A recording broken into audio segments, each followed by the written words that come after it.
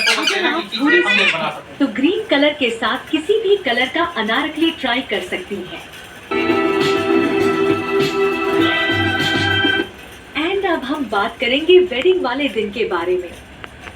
अगर आप ब्राइड हैं तो आप मैरून, ऑरेंज या पिंक कलर के लहंगे के साथ कंट्रास्ट कलर की ज्वेलरी ट्राई कर सकती हैं। और अगर आप किसी और की शादी अटेंड कर रही हैं तो आजकल ऑफ वाइट, मैरून या ब्लैक कलर का ड्रेस खूब ट्रेंड में है। इन्हें आप ट्राई कर सकती हैं।